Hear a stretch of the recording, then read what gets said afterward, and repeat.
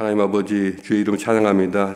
저희의 영원한 소망 되시며 삶의 반석 되시니 이 주님을 저희가 마음속에 늘 놓치지 않게 하시며 또 그 주의 말씀을 마음속에서 묵상하는 가운데 깨달음과 또 힘과 용기가 늘 솟아나게 하여 주시옵소서. 이 아침에 저희가 또한 예레미야서 말씀을 통하여 저에게 경고하시는 그 말씀을 깊이 묵상하는 가운데 이 세상에 대한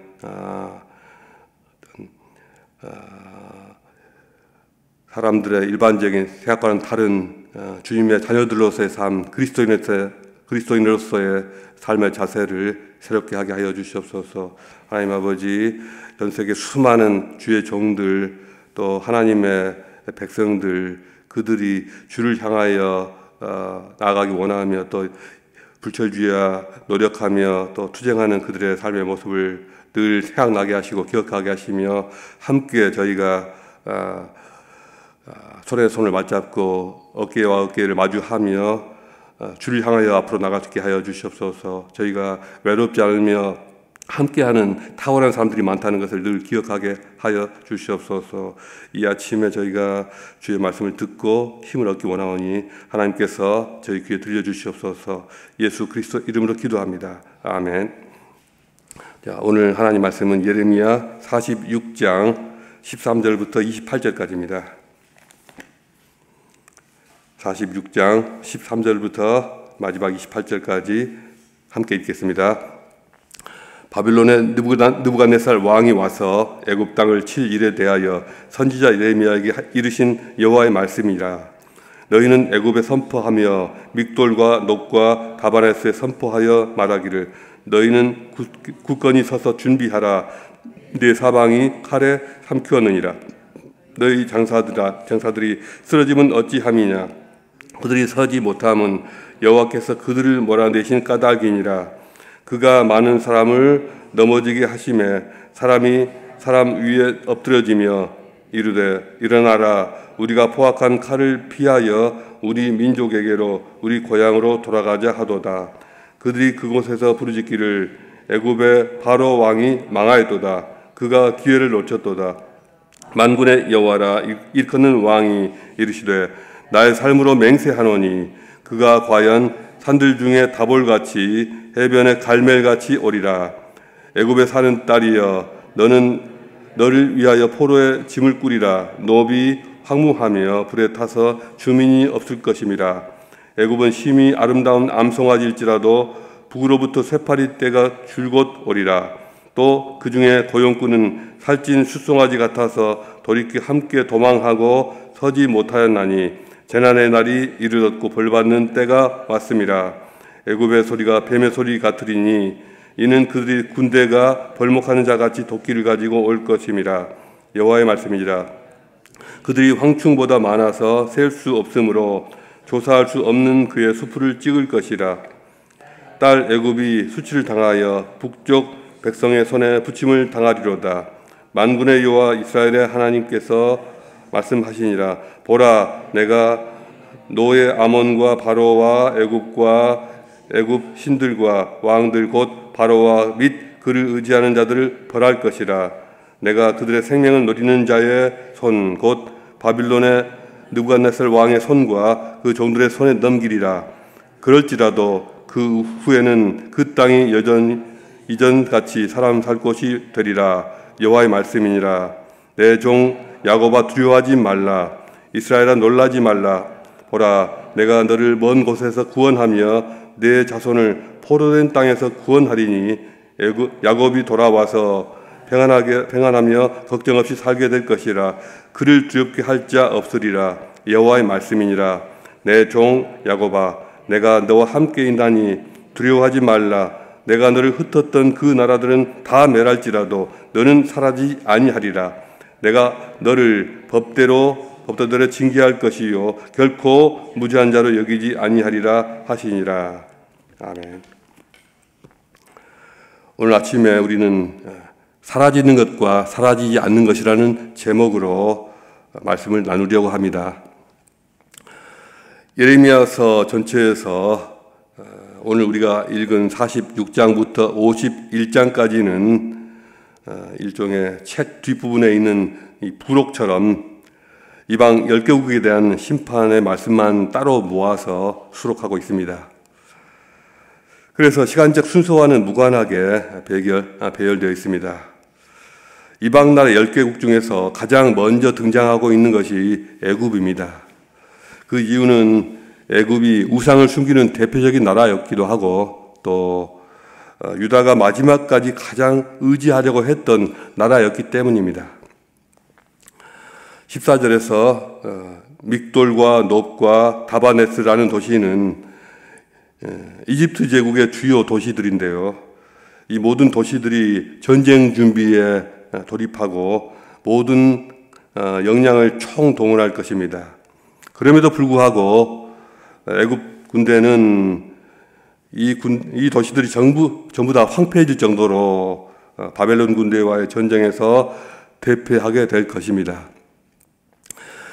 애굽의 군대나 용병들을 마치 도망가는 뱀처럼 조용히 어느덧 그냥 슬슬 없어져 버리고 사라져 버릴 것입니다.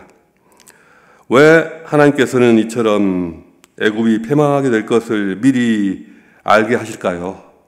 그것을 애굽 사람들에게도 알게 하시고 또 유다 사람들에게도 알게 하십니다. 물론 당연히 애굽이란 나라만을 의지하지 말고 하나님을 바라보고 의지하도록 하시기 위함일 것입니다. 그리고 또 한 가지, 이 세상에서 가장 강해 보이는 것들조차 영원한 것이 아니라는 사실을 일깨워 주시기 위함일 것입니다.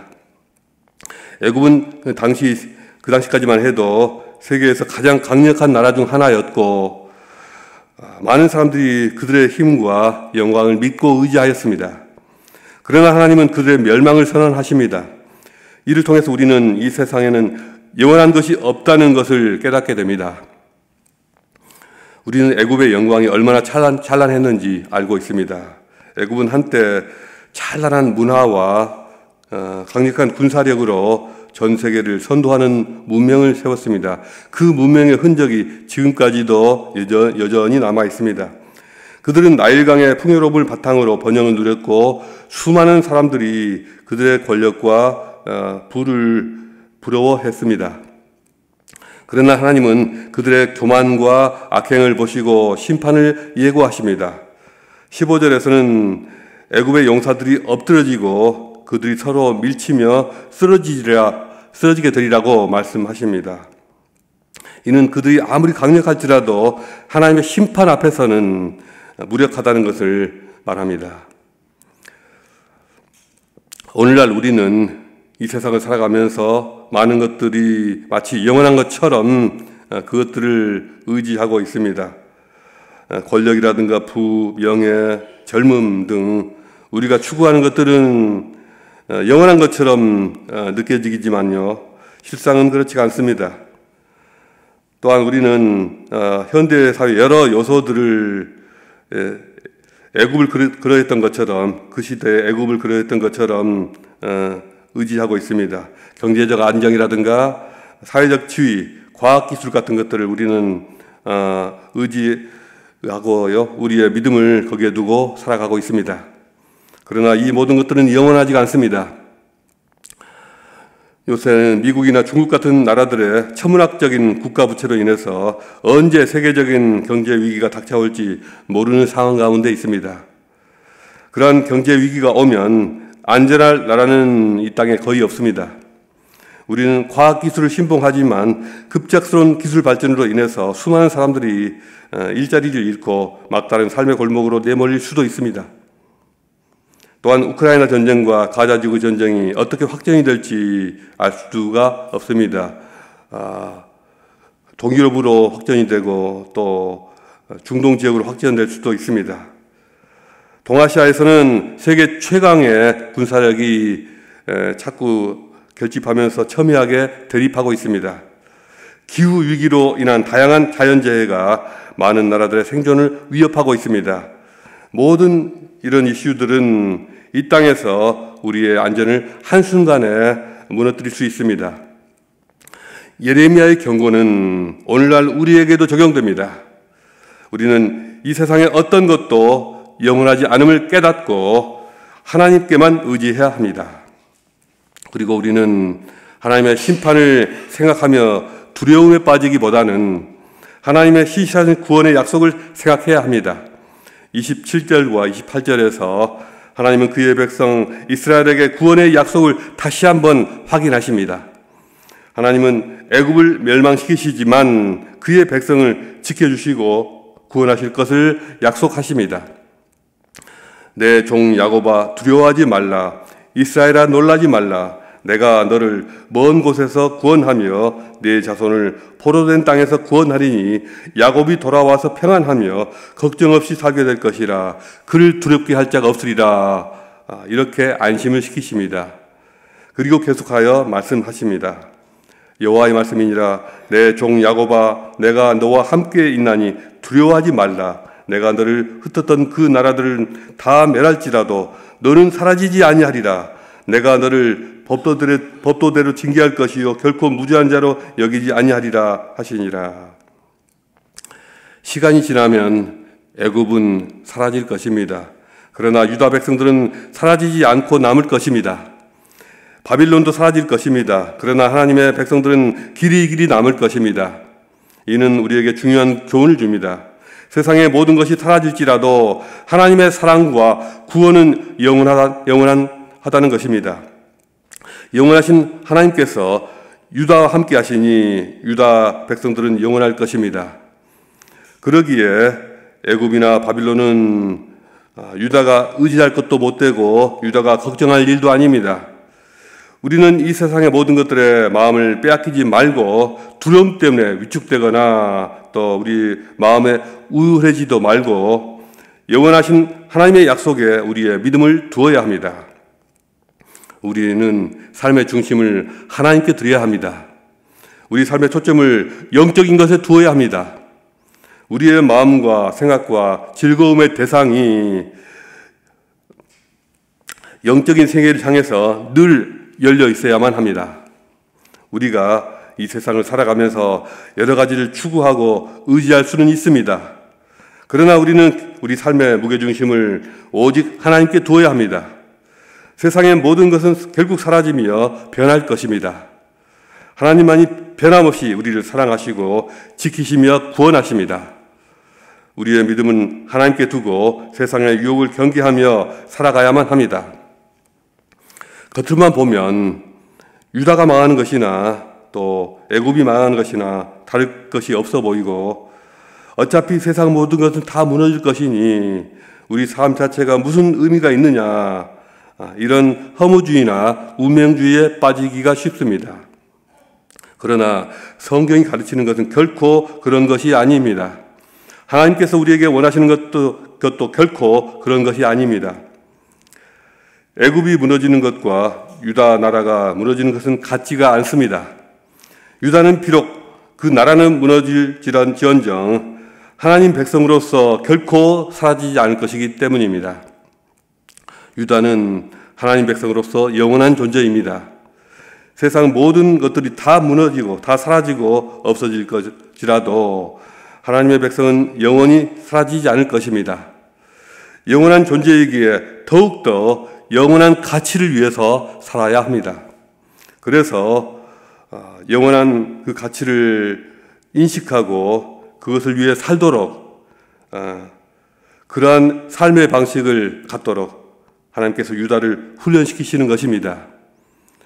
유다의 잘못 세팅된 삶의 방식을 깨뜨리시고 하나님의 백성으로서 삶을 새로 세팅해 주시고자 훈련시키시는 것입니다. 이 훈련은 세상에서 힘을 갖는 것보다 훨씬 더 중요하고 세상에서 편안히 사는 것보다 훨씬 더 중요합니다. 세상에서 아무리 힘을 가지고 있고 아무리 편안하게 살아도 여전히 죄를 즐기며 살고 있다면 그런 삶은 결국 무너져 버리고 말 것이고 다 사라져 버릴 것입니다. 오직 자신의 죄를 깨닫고 죄에서 돌이키는 훈련을 받으며 하나님 앞에서 사는 자들만이 영원한 하나님 나라에서 살게 될 것입니다. 하나님께서는 애굽의 몽둥이를 드시면서 미리 말씀하시고 또 유다를 일깨우십니다. 유다 백성들은 애굽과 바벨론이 아무리 힘이 강하여도 그들의 힘에 의지하거나 두려워할 필요가 없습니다. 그것들을 두려워하면 그 힘에 휘둘리고 그 힘에만 의존하다가 함께 망하게 될 것입니다.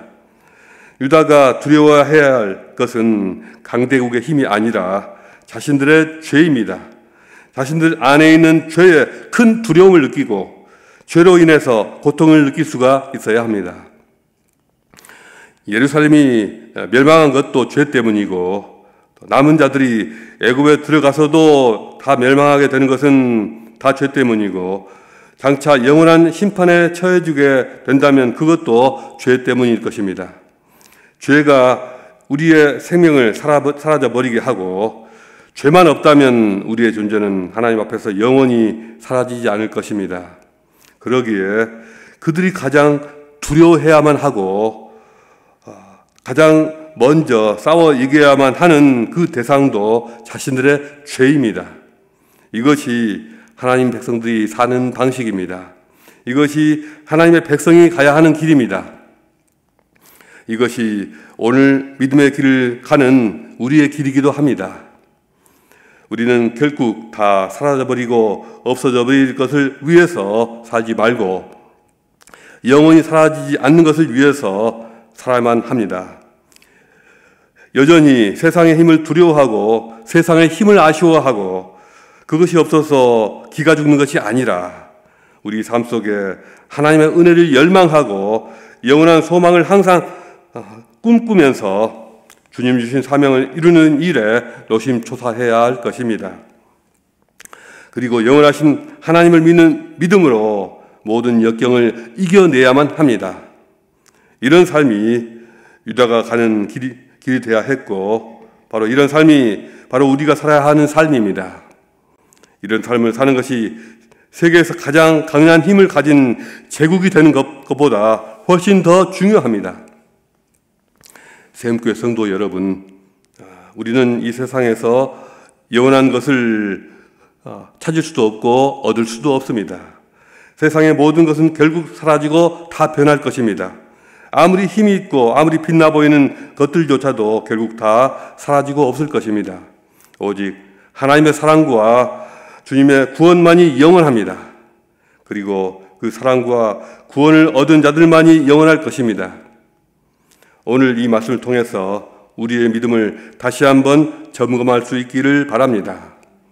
우리가 정말로 의지해야 할 분이 누구신가, 우리를 끝까지 지켜주실 분이 누구신가를 깊이 깨닫고 오직 하나님께 모든 것을 맡기며 살아갈 수 있기를 주님의 이름으로 축복합니다.